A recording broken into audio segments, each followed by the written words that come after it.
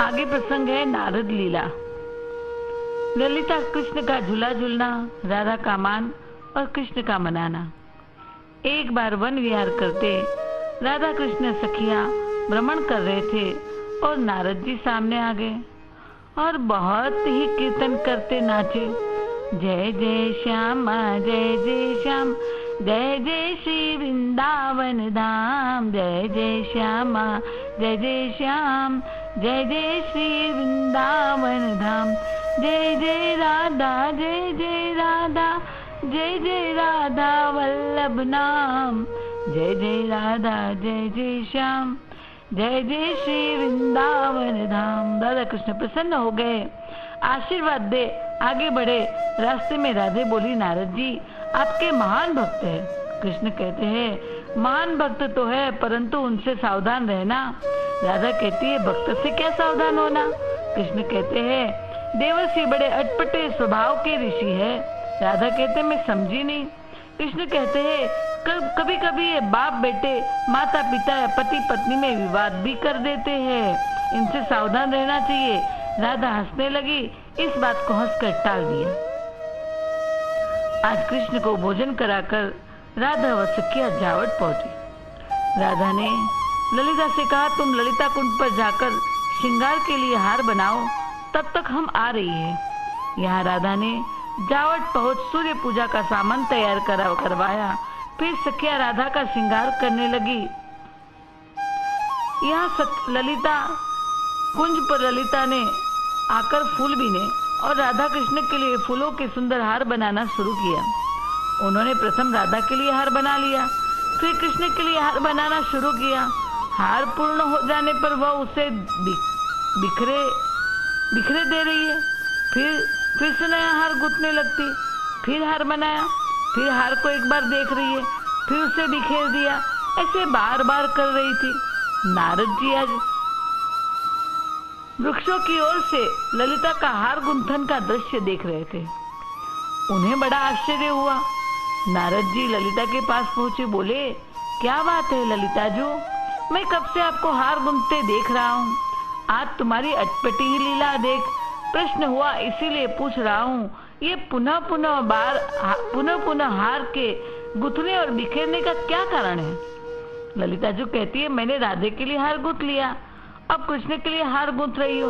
मैं कृष्ण के लिए हार गूंथ कर पूर्ण कर देती हूँ तो मुझे ऐसा प्रतीत होता है कि यह हार कृष्ण के लिए या तो छोटा है या बड़ा है, इसलिए मैं ऐसा कर रही हूँ। कौतुक की नारद ने कहा कृष्ण तो पास ही में खेल रहे हैं, अतः क्यों उन्हें पास बिठाकर उनके गले का नाप ले लो और फिर हार बनाओ। ललिता ने ऐसा सुनकर नारद जी से कहा आप ही बुला लाइए। नारद जी ने कृष्ण से कहा जाकर ललिता जो ललिता कुंड पे आपको बुला रही है। कृष्ण तुरंत नारद के संग आए। ललिता ने कृष्ण का नाप लेकर कृष्ण के अनुरूप हार बनाया। नारद जी कहते हैं जब हार बना लिया तो तुम कृष्ण को हार पहना ही तो दो। राधा के आने के बाद पहनाना या पहले, बात तो एक ही है, आखिर पहनाओगी तो तुम ही। ललिता कहती हाँ। नारद जी कहते तो फिर पहना दो। ललिता ने राधा के आने से पूर्व नारद जी के कहने से कृष्ण को हार पहना दिया और राधा की प्रतीक्षा ललिता कृष्ण दोनों करने लगे। नारद जी ने पहले से ही श्री कृष्ण से यह वरदान ले लिया था कि वे श्री ललिता और कृष्ण युगल को एक साथ झूले पर झूलते दर्शन करना चाहते हैं। अतः आज अवसर पाकर उन्होंने श्री कृष्ण को वरदान का स्मरण कराकर ललिता जी के साथ झूले पर झूलने के लिए पुनः पुनः अनुरोध से राधिका की प्रतीक्षा करते हुए दोनों झूले में एक साथ बैठकर आनंद लेना चाहता हूँ। जब ऐसा कहा तो ललिता पहले मना करने लगी, लेकिन फिर तैयार हो गई और राधा और ललिता और कृष्ण झूले के ऊपर बैठ के झूला झूलने लगे। नारद ललिता कृष्ण की जय, ना ललिता कृष्ण की जय, ललिता कृष्ण की जय ऐसा कह के चल दिए। नारद सीधे राधे के पास पहुंचे, वहां भी ललिता कृष्ण की जय हो, ललिता कृष्ण की जय हो ऐसे बोलने लगे। राधिका ने नारद जी को प्रणाम कर पूछा देवर्षि आज आप बड़े प्रसन्न होकर ललिता कृष्ण का जय जयगान कर रहे, जयगान कर रहे। कुछ आश्चर्य की बात अवश्य है, आखिर बात क्या है? नारद जी मुस्कुराते हुए बोले, आहा, क्या सुंदर दृश्य है। श्री कृष्ण बनमाला धारण कर ललिता के साथ झूला झूल रहे हैं। आपको विश्वास न हो तो आप स्वयं पधार कर देखो। श्री राधा को ये सुनकर आश्चर्य हुआ, मगर विश्वास न हुआ। मेरी अनुपस्थिति में ललिता जी के साथ झूला कैसे संभव है? श्री राधा तुरंत सखियों के साथ चल दी। नारद जी दूर से झूला झूलते ललिता कृष्ण को दिखाकर अदृश्य हुए। दादाजी को बड़ा ही रोष हुआ। वे वहां से लौट कर आई और अपने कुंज में मान करके बैठ गई। नारद जी को तो यही चाहिए था, वे राधा कृष्ण की मान लीला देखना चाहते थे। अदृश्य में रहकर वे उस लीला को देख रहे थे। इधर कृष्ण राधा जी के आने में विलंब देखकर स्वयं झूला रोककर राधा जी के निकट आए और नारद जी की करतूत बताकर उनका मन शांत करने की कोशिश की, परंतु राधा बोली, मेरी हाजिरी में भी उनकी इच्छा पूरी कर सकते थे, मेरी अनुपस्थिति में ही क्यों? ऐसा क्यों किया? कहकर रुक कर जावट चली गई। श्री कृष्ण अत्यंत विरह से कातर हो गए, अश्रु बहाने लगे। सखिया राधा संग चल दी। उतनी देर में सुबल और मनसुख आदि आ पहुंचे। कृष्ण को सांत्वना दी, उपाय बताया। कृष्ण प्रसन्न हो घर गए। रात्रि को राधा शयन लीला में नहीं आई। प्रातः सुबल मनसुख ने कृष्ण को एक विप्र बटुक छात्रवेश धारण कराया और बगल में पोथी, कंधों पर यज्ञोपवीत, पैरों में खड़ाऊ, हाथ में दंड और भिक्षा पात्र धारण कर जावट भेज दिया। श्री कृष्ण जावट गांव में कुटिला जटिला के द्वार पर उपस्थित हो अलग अलग जगाने लगे। प्रातःकाल का समय था। जटिला कुटिला दोनों गोबर के कंडे बना रही थी। स्नान इत्यादि नहीं किया था। अपवित्र अवस्था में भिक्षा न देने के कारण जटिला ने पुकार कर राधा को भिक्षा देने का आदेश किया। बहू, अरे ओ बहू, जरा ब्रह्मचारी को भिक्षा दे दो। राधा अंदर से बोली, मैं पर पुरुष के सामने न जाऊंगी। बटुक भिक्षु भी निराले ढंग का था। वह बोला, मैया, मैं अधिक देर नहीं ठहर सकता, केवल एक गो दोहन काल तक ही मैं प्रतीक्षा कर सकता हूँ। अब मैं लौट रहा हूँ। जटिला ने सोचा, यदि वह विप्र बटुक खाली हाथ लौट गया तो मेरे कुल के लिए अशुभ, बहुत ही अशुभ होगा। गौएं मर जाएगी अथवा किसी की मृत्यु भी हो सकती है। इसीलिए घर में प्रवेश कर बहू को बहुत प्यार से समझाकर कुछ भिक्षा देने के लिए पुनः पुनः अनुरोध किया। विशाखा को पता था आने वाले बटुक श्री कृष्ण है, इसलिए बोली, राधेजू, घूंघट में भिक्षा देने जाने में क्या हर्ज है? राधा कहती, ठीक है, चलो। जटिला यह सुनकर खुश हो पुनः कंडे थापने चली गई। इधर राधा, ललिता, विशाखा आदि सखियों के साथ घूंघट निकाल के हाथों में आटा, दाल, सब्जी से भरे एक पात्र को लेकर भिक्षा देने के लिए उपस्थित हुई। राधे ने घूंघट काढ़े हुए अवस्था में ही भिक्षु को भिक्षा देनी चाहिए, किंतु भिक्षु ने अनुनय विनय के स्वर में कहा, मुझे इन भिक्षा की आवश्यकता नहीं है।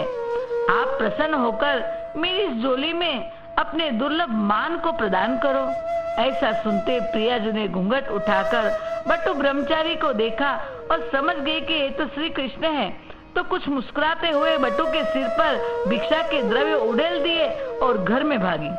भिक्षु निहाल होकर राधा की इस भिक्षा का स्मरण करता हुआ आनंद से नंद भवन लौटा।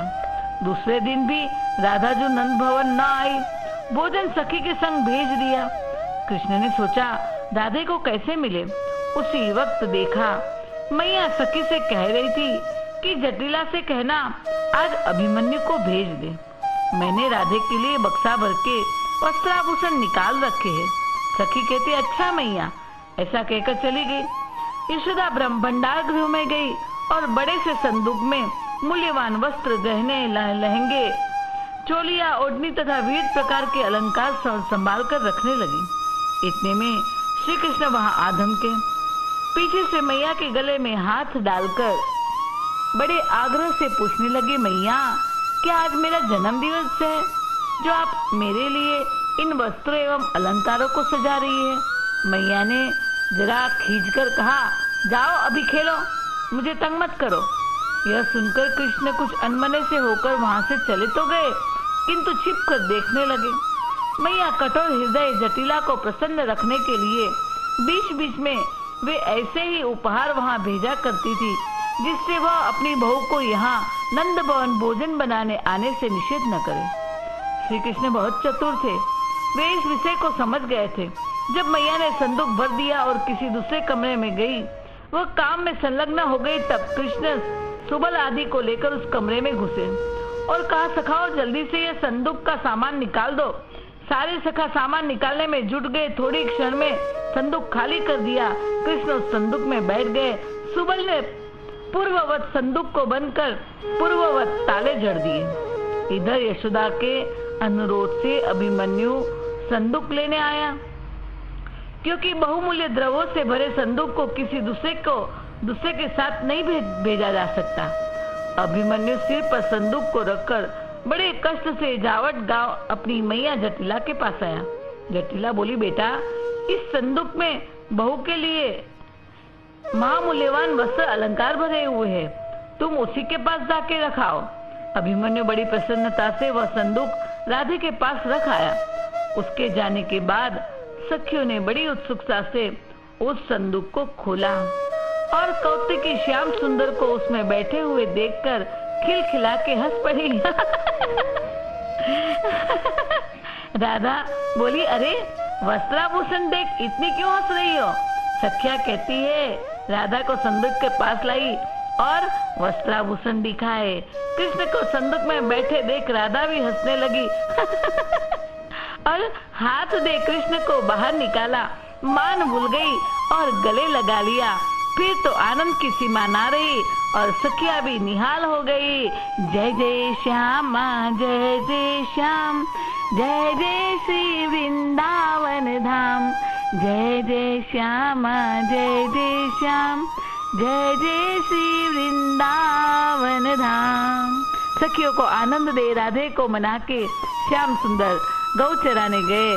वहां से सखाओं के संग संध्या को नंदगांव आए। रात्रि को भोजन करके शयन किया। बोले युगल सरकार की जय।